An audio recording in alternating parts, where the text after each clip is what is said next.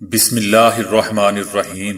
السلام علیکم دوستو، دنیا بھر کی خبروں میں آج آپ سنیں گے، لیکن اس سے پہلے اگر ہو سکے تو سبسکرائب اور لائک ضرور کر لیں، شکریہ۔ توہین رسالت پوسٹ پر بھارت میں ہنگامے پھوٹ پڑے۔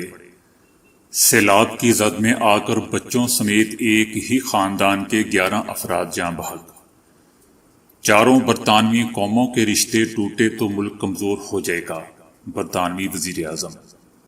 پاکستان میں حضور اکرم صلی اللہ علیہ وسلم کے نام کے ساتھ خاتم النبیین کا لفظ لازمی قرار۔ ہمیں امریکی داخلی سیاست میں کوئی دلچسپی نہیں، چائنا۔ انگریزی اخبار ٹائمز آف انڈیا کی پاکستان اور سعودی عرب میں کشیدگی بارے رپورٹ۔ عمران خان کو میں نے وزیر اعظم بنوایا، جوید میاں سٹیا گئے۔ پاکستان کے نئے نقشے میں ایسا کیا ہے جو پہلے نہیں تھا؟ دھوکہ مت کھائیں، اس کو بھی مت کھائیں، یہ آلو اور کینو نہیں ہیں۔ مچھروں کو کیمیکل سے نہیں بلکہ قدرتی طریقے سے بھگائیں۔ تو آئیے چلتے ہیں اب خبروں کی تفصیل کی جانب۔ بھارتی شہر بنگلور میں توہین رسالت پر مبنی فیس بک پوسٹ پر ہنگامے پھوٹ پڑے ہیں، جن میں 3 افراد اپنی جان سے چلے گئے ہیں۔ کانگریس سے تعلق رکھنے والے رکن اسمبلی سری ویناس مرتھی کے بھتیجے نے فیس بک پر ایک پوسٹ میں پیغمبر اسلام حضرت محمد صلی اللہ علیہ وسلم کی شان میں گستاخی کی، جس پر بنگلور کے مشرقی علاقے میں ہنگامے پھوٹ پڑے ہیں اور ہزاروں افراد سڑکوں پر نکل آئے ہیں۔ مشتعل افراد نے بنگلور میں واقع کانگریس رہنما سری ویناس مرتھی کے گھر کو آگ لگا دی، جبکہ گھر کے قریب کھڑی گاڑیوں کو بھی نذر آتش کر دیا گیا ہے۔ پولیس کے مطابق ہنگاموں کے دوران 24 گاڑیوں اور تقریباً 200 موٹر سائیکلوں کو آگ لگائی گئی، جبکہ پولیس نے مشتعل مظاہرین کو قابو کرنے کے لیے فائرنگ کی، جس سے 3 افراد شہید ہو گئے ہیں۔ بنگلور پولیس کا کہنا ہے کہ فیس بک پر توہین آمیز پوسٹ کرنے والے رکن اسمبلی کے بھتیجے کو گرفتار کر لیا گیا ہے، جبکہ احتجاجی مظاہروں میں ملوث 110 افراد کو بھی حراست میں لے لیا گیا ہے۔ بنگلور پولیس کمشنر کے مطابق متاثرہ علاقے میں کرفیو نافذ کر دیا گیا ہے اور لوگوں کو گھروں سے نکلنے پر پابندی عائد کر دی گئی ہے، جس کے بعد صورتحال کو مکمل قابو میں کرنے کی کوشش کی جا رہی ہے۔ پاناما میں سیلاب کی زد میں آنے والے ایک ہی خاندان کے 11 افراد موت کے منہ میں چلے گئے ہیں، کہ جن میں سے 9 بچے تھے۔ سیلاب آنے پر 17 رکنی خاندان نے کچے مکان کی چھت پر چڑھتے ہوئے پانی کے ریلے سے بچنے کی کوشش کی، لیکن لکڑی کی چھت بوجھ برداشت نہ کرتے ہوئے منہدم ہو گئی۔ پاناما کے صدر نے اس حوالے سے اپنے اعلان میں کہا ہے کہ ان کو اس مرنے والوں پر سخت افسوس ہوا ہے۔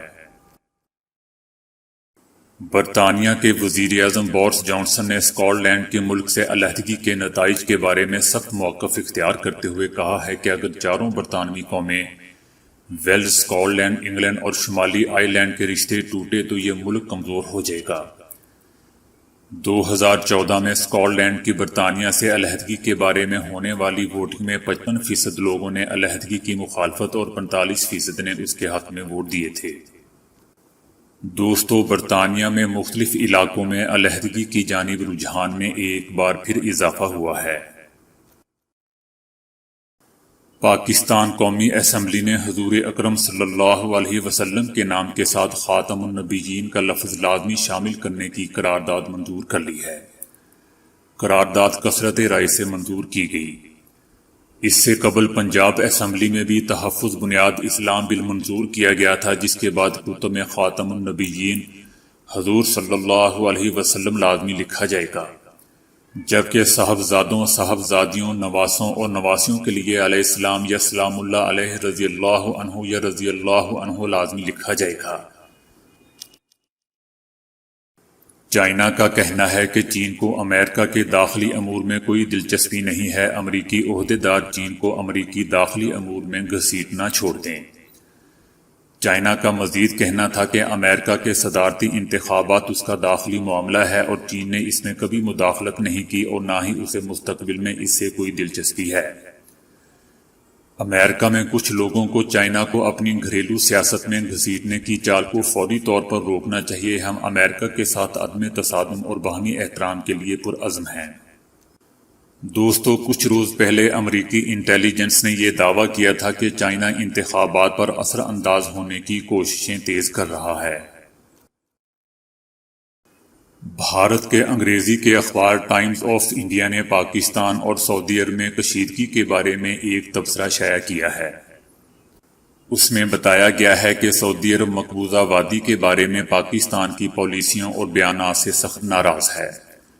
پاکستان کے وزیر خارجہ کے بیانات نے سعودی حکمرانوں کو سخت مشتعل کر دیا ہے۔ پاکستان کو اشارہ دے دیا گیا ہے کہ اس نے سعودی عرب کے خلاف اشتعال انگیزی بند نہ کی تو اس کے لاکھوں ورکروں کو وہاں سے نکال کر ان کی جگہ بھارتی کارکن بنا لیے جائیں گے۔ اخبار لکھتا ہے کہ سعودی عرب نے پاکستان کو سبق سکھانے کے لیے اسے دیا جانے والا قرضہ فوری طور پر واپس مانگ لیا ہے۔ اسے ادھار تیل دینے کی مدت گزر چکی ہے۔ مزید کوئی وعدہ نہیں کیا جا رہا، اور یہ کہ سعودی حکومت نے گوادر کی بندرگاہ اور بلوچستان میں آئل ریفائنری کے لیے $12 ارب دینے کی کارروائی بھی روک دی ہے۔ اخبار کے مطابق سعودی عرب، عرب امارات اور انڈیا میں دفاعی اور سیکیورٹی کے معاہدوں کو مزید مضبوط بنا دیا گیا ہے۔ ٹائمز آف انڈیا نے اس بات کو اہم ترین قرار دیا ہے کہ سعودی عرب پاکستان، ترکی، ایران، ملائیشیا اور انڈونیشیا کے نئے اتحاد کو اپنا دشمن قرار دے رہا ہے۔ اخبار کے مطابق پاکستان کے دباؤ پر سعودی عرب نے اسلامی وزرائے خارجہ کا اجلاس بلانے سے دو ٹوک انکار کر دیا ہے، اور سعودی وزیر خارجہ نے پاکستان کے وزیر خارجہ کو صاف بتا دیا ہے کہ حسب معمول اسلامی وزرائے خارجہ کا اجلاس اگلے سال 2021 کو اپریل میں منعقد ہوگا۔ اس میں اگر پاکستان چاہے تو مقبوضہ وادی کے بارے میں اپنا موقف پیش کر سکتا ہے۔ دوستو، اس میں یہ بات خاص طور پر اہمیت رکھتی ہے کہ سعودی عرب انڈیا کے ساتھ دفاعی معاہدہ کر چکا ہے۔ انڈیا کو اس وقت پاکستان سب سے بڑا دشمن دکھائی دے رہا ہے۔ تو سوچنے کی بات ہے کہ کیا سعودی عرب بھارت کو پاکستان کے خلاف کسی چھوٹی یا بڑی کارروائی میں مدد کرے گا؟ یہی رویہ عرب امارات کا بھی ہے۔ سعودی بھارت دفاعی معاہدے کی صورت میں اچانک پاکستان کے جنرل رحیل شریف نے سعودی افواج کی دفاعی سرگرمیوں کے انچارج کی حیثیت سے $50 لاکھ سالانہ کی ملازمت سے اچانک جو استعفیٰ دیا ہے، اس میں سعودی بھارت دفاعی معاہدہ کے پس منظر کی جھلک دکھائی دے رہی ہے۔ پاکستان کرکٹ ٹیم کے سابق کپتان جوید میاں داد نے وزیر اعظم عمران خان اور پاکستان کرکٹ بورڈ پر کڑی تنقید کی ہے۔ کہتے ہیں کہ عمران خان کو میں نے وزیر اعظم بنوایا، کرسی ملنے پر نعوذ باللہ خدا بن بیٹھے ہیں۔ دوستو، لگتا ہے کہ اس گرمی میں جوید میاں داد صاحب سٹیا گئے ہیں۔ ان کا کہنا ہے کہ میں عمران خان کا کپتان تھا، وہ میرے کپتان نہیں تھے۔ ہم نے ان کو وزیر اعظم بنوایا، وزیر اعظم بننے کے بعد پتہ نہیں کیا بن بیٹھے ہیں۔ ان کا مزید کہنا تھا کہ آپ لوگوں کو روزگار تو دے نہیں سکتے مگر ان سے چھین رہے ہیں۔ اب میں بتاؤں گا کہ سیاست کیسے ہوتی ہے۔ اب الیکشن لڑیں گے اور سیاست پر بات بھی کریں گے۔ جوید میاں داد نے پہلے ٹیسٹ میں قومی ٹیم کی شکست پر اپنے رد عمل میں کہا ہے کہ نا تجربہ کاری کی وجہ سے پاکستان جیتا ہوا میچ ہار گیا۔ پاکستان کی جانب سے ملک کا نیا نقشہ جاری ہونے کے بعد یہ سوال ذہن میں آ رہا ہے کہ جب پاکستان پہلے دن سے یہ دعویٰ کر رہا ہے کہ مقبوضہ وادی پاکستان کی شہرک ہے، اور اگر کبھی کبھار مقبوضہ وادی کے بغیر کوئی نقشہ کہیں چھپ یا شائع ہو جائے تو اس پر تنقید بھی ہوتی ہے، تو ایسے میں اس نقشے میں نیا کیا ہے؟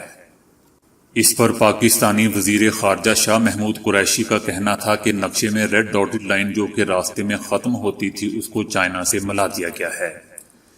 شاہ محمود قریشی نے کہا کہ اس نقشے میں واضح کر دیا گیا ہے کہ سیاچن کل بھی ہمارا تھا اور آج بھی ہمارا ہے۔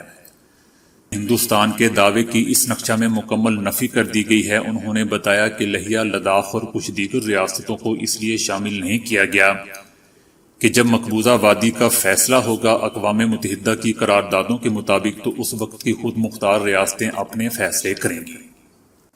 دوستو، پاکستان کا بنیادی مقصد یہ ہے کہ مقبوضہ وادی کا مسئلہ جب تک حل نہیں ہو جاتا تب تک یہ مسئلہ ہی رہے۔ دنیا کے سامنے بار بار اس مسئلے کو رکھنا تاکہ وہ اس کو دیکھیں کہ وہاں کیا ہو رہا ہے اور اس کو حل ہونا چاہیے۔ اس نقشے کو جاری کرنے کے پیچھے ایک وجہ یہ بھی ہو سکتی ہے۔ انڈیا نے صرف اقوام متحدہ کی ہی نہیں، پاکستان اور انڈیا کے درمیان ہونے والے شملہ معاہدے کی بھی خلاف ورزی کی ہے۔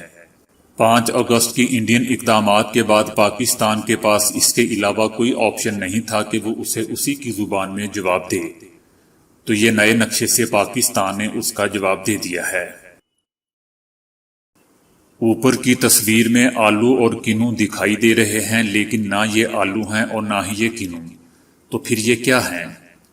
ویتنام میں ایک اسکول کی لیڈی ٹیچر لی تھوئی شوقیہ بیکنگ کرتی ہے۔ ان کے بنائے ہوئے جیلی اور بین کیک خاصے مشہور ہیں، لیکن انہوں نے بیکنگ میں اپنی مہارت کو ایک نئی انتہا پر پہنچانے کا فیصلہ کیا۔ درجنوں بار ناکامی اٹھانے کے بعد آخر کار وہ ایسے فروٹ بن بنانے میں کامیاب ہو گئیں جو دیکھنے میں بالکل پھلوں اور سبزیوں جیسے لگتے ہیں۔ جب انہوں نے اپنی مہارت کا نمونہ سوشل میڈیا پر پیش کیا تو لوگ حیران ہونے کے ساتھ ساتھ ان کی مہارت کی داد دیے بغیر نہ رہ سکے۔ تو دوستو، ان تصویروں میں جو آلو اور کینو دکھائے گئے ہیں وہ اصل میں انہی خاتون کے بنائے ہوئے فروٹ بن ہیں۔ جیسے ہی ساون بھادوں کا موسم جوبن پر آتا ہے، مچھروں اور خاص کر ڈینگی میں واضح طور پر اضافہ دیکھنے میں آتا ہے۔ ملیریا پھیلانے والے مچھر اپنی افزائش کے لیے بیکٹیریا اور پسینے کو ترجیح دیتے ہیں۔ مچھروں کی کچھ اقسام خوشبو اور بعض اقسام کاربن ڈائی آکسائیڈ کی جانب کھینچتی ہے۔ مچھر جس قسم کے بھی ہوں، آپ کے لیے یہ ضروری ہے کہ آپ ان سے بچاؤ کے لیے مؤثر اقدامات کریں تاکہ ملیریا اور ڈینگی جیسے موذی امراض سے بچا جا سکے۔ اس بچاؤ کے لیے ضروری ہے کہ قدرتی طریقہ کار استعمال کیا جائے۔ عموماً کیڑے مار ادویات کیمیائی اجزاء پر مشتمل ہوتی ہیں، جن کی وجہ سے اکثر افراد سانس اور جلد کے انفیکشن کا شکار ہو جاتے ہیں۔ مچھر مار سپرے بھی انتہائی تیز قسم کے کیمیائی اجزاء پر بنیاد کرتے ہیں، جس کی وجہ سے اکثر جن گھروں میں اس سپرے کا استعمال زیادہ ہوتا ہے وہاں کے رہائشی افراد میں سانس کی تکلیف کی شکایت زیادہ ہو جاتی ہے۔ قدرتی طریقے میں ہضام کے پسے ہوئے پھولوں سے ایسا تیل اور خوشبو نکلتی ہے جو کہ مچھروں کو بھگانے میں انتہائی کارگر ثابت ہوتی ہے۔ ہضام میں درد کو دور کرنے، فنگس کو دور کرنے اور جراثیم کش ہونے کی خوبیاں بھی پائی گئی ہیں۔ ہضام میں درد کو دور کرنے، فنگس کو دور کرنے اور جراثیم کش ہونے کی خوبیاں بھی پائی گئی ہیں، جس کی بنا پر نہ صرف یہ مچھروں کو بھگانے کے لیے کارگر ثابت ہوتی ہیں بلکہ یہ جلد کو آرام اور سکون پہنچانے میں بھی معاون ہیں۔ ہضام کے پودے کو آپ کیاری یا گھر کے اندر بڑے گملوں میں بھی اگا سکتے ہیں۔ اس کے پھولوں کو مسل کر جن جگہوں پر مچھر زیادہ کاٹتا ہو وہاں لگانے سے مچھر دور رہتا ہے، اور اس کے تیل کو کپڑے پر لگا کر جلد پر لگانے سے بھی مچھر کے کاٹنے سے محفوظ رہا جا سکتا ہے۔ اس کے علاوہ دار چینی کا تیل، دار چینی صرف مسالہ جات اور ہانڈی میں ہی استعمال نہیں ہوتی بلکہ اس کے اور بھی بہت سے فوائد ہیں۔ تائیوان میں کی جانے والی ایک تحقیق کے نتیجے میں معلوم ہوا ہے کہ دار چینی کا تیل مچھروں کے انڈوں کو مارنے میں بہت ہی طاقتور ثابت ہوتا ہے۔ یہ تیل بڑے مچھروں کو بھگانے کے لیے بھی کافی معاون ہے۔ دار چینی کے تیل کا 1% محلول بنانے کے لیے 24 قطرے تیل کو 4 اونس پانی میں حل کریں۔ اس محلول کو آپ اپنی جلد، کپڑوں، گھر میں فرنیچر اور پودوں پر بھی استعمال کر سکتے ہیں، لیکن اس محلول کو بناتے وقت احتیاط برتیں کیونکہ دار چینی کے تیل کے محلول میں زیادہ مقدار آپ کی جلد پر خارش کی کیفیت پیدا کر سکتی ہے۔ اس کے علاوہ حال ہی میں ایتھوپیا میں ہونے والی ایک تحقیق سے معلوم ہوا ہے کہ نیم کا تیل مچھروں کے خلاف 3 گھنٹے تک 70% تحفظ فراہم کرتا ہے، لیکن نیم کے تیل کو جلد پر براہ راست استعمال کرنے سے منع کیا جاتا ہے کیونکہ اس سے جلد پر بعض اوقات کافی شدید خارش اور سوزش دیکھی گئی ہے۔ لیکن اس بات میں کوئی شک نہیں ہے کہ اس کا محلول مچھروں کو بھگانے کے لیے کافی طاقتور ثابت ہوا ہے۔ 0 سے 100 ملی لیٹر نیم کے تیل کو پانی، تیل یا کسی لوشن میں حل کر کے یکجان امیزہ بنا کر استعمال کریں۔ تو دوستو، آج کے لیے اتنا ہی۔